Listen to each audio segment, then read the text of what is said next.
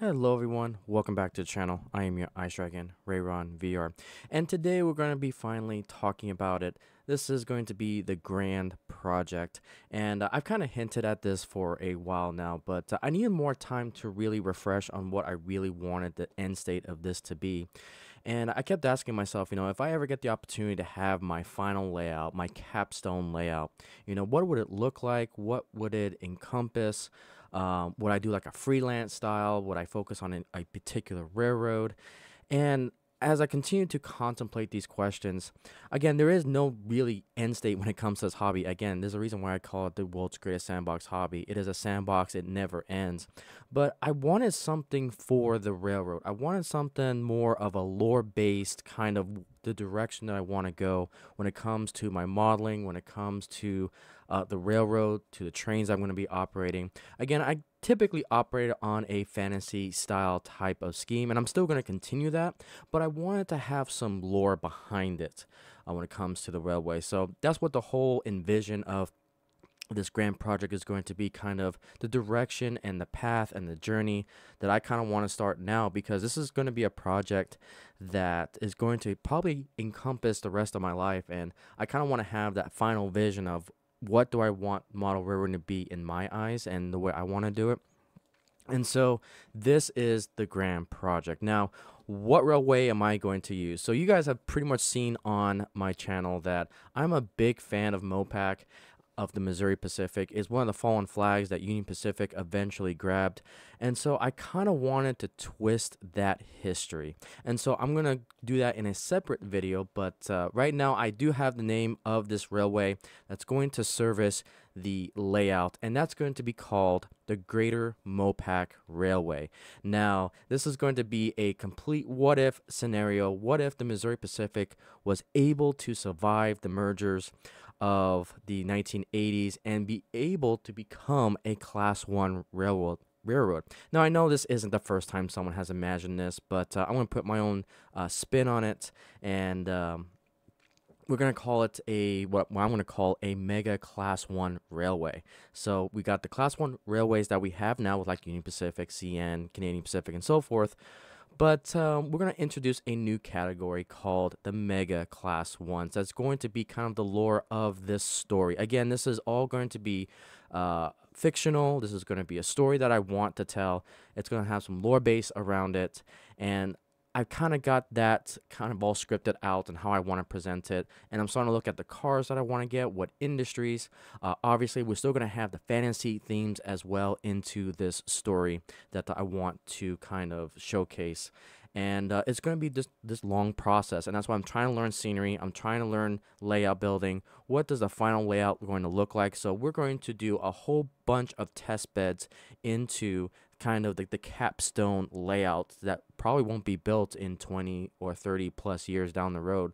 But I kind of wanted to start now just to begin this story. I've been excited for it for a while now.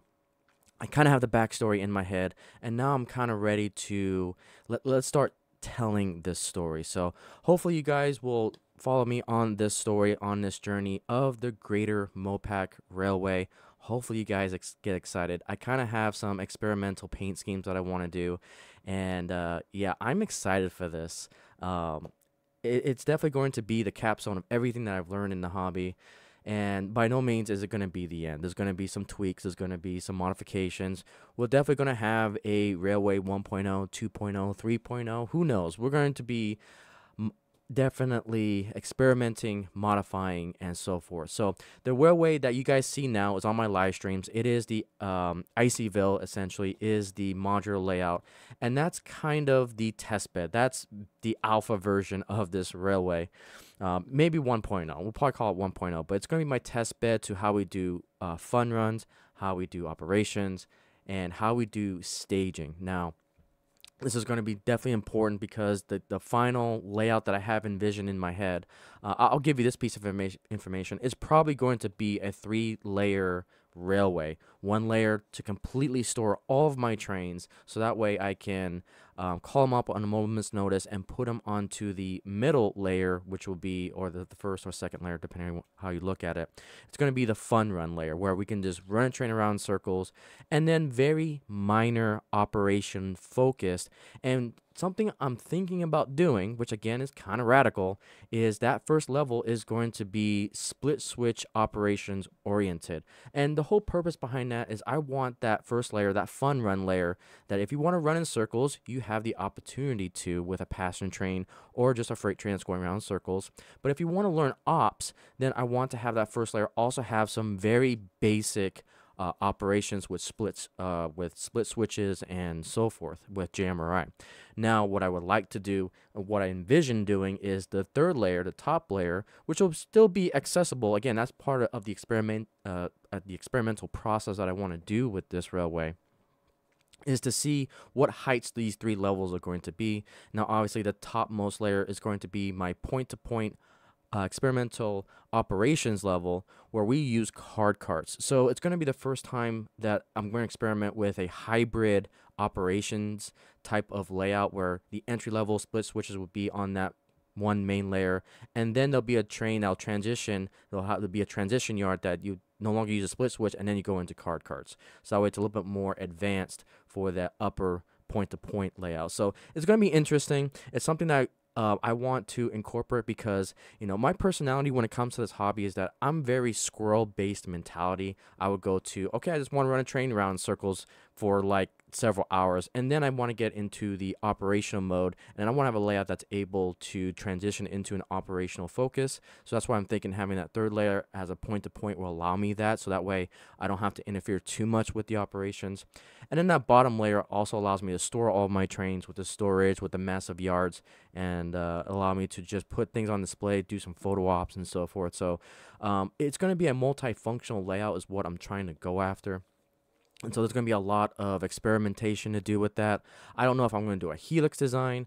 I don't know if I'm going to do like an elevator design. I don't know if I'm going to do like maybe having three like Tehachapi loop style elevation changes, so that way we can get to the different levels, which obviously is going to require a lot of space, but it allows a lot more scenic display, which is also what I want to go for.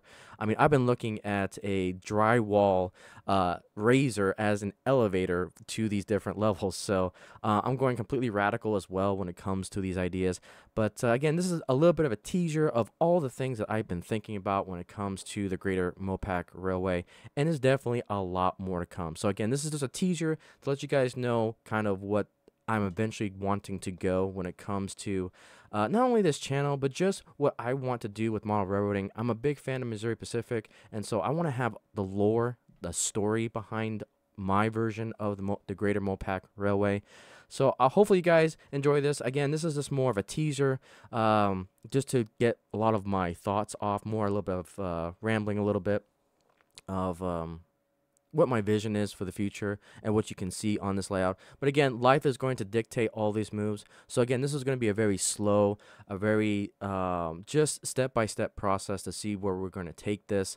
And I want you guys on this journey. I want to document it and just learn all the lessons learned and so forth. So we're slowly getting in that direction. And you guys have seen all the hints that I've been posting on the community channel, where I've been collecting a lot of Mopac engines, and this is why, because I want to have a fleet of it. It's going to be the main power when it comes to this Greater Mopac concept, that it survived the merges and now is, again, what I call a greater or a mega class 1 now in my world when it comes to the mythical railroad of this channel. And so I kind of have some paint schemes in mind. You guys saw me post up that U-boat diesel shell. That's going to be the first one that's going to be experimental when it comes to what the paint scheme is going to look like. Why I'm getting all the decals, because I'm going to be doing a lot of decals on these type of diesels. We're going to have a lot of what ifs. Like, what if the Greater Mopac saved a big boy, for example? I've got a Atherin Genesis spare tender that's unlettered. So obviously I'm going to convert that into the Mopac lines and put a Blunami decoder, and then that tender can be put with any of my Atherin steam engines, to include the big boy that I have, the Challenger that I have, even the 844 if I really wanted to. So it becomes a very versatile tool for me to go into this very fantasy railway that we got coming up. So with that, guys, we're getting kind of long here. We're approaching the 10-minute mark. But again, thank you guys so much for just listening. Again, this is more of a teaser of what's to come. Next episode, I'm focusing on the lore and how the greater Mopac survived the merges, how it became a mega class 1. Again, this is a story that I'm telling. It is a fantasy based. So yeah, but we'll see how it goes. So with that, guys, thank you so much for listening. And this is the Grand Project, and we'll see where it goes. So with that, thank you so much for listening, and I'll see you on the next video.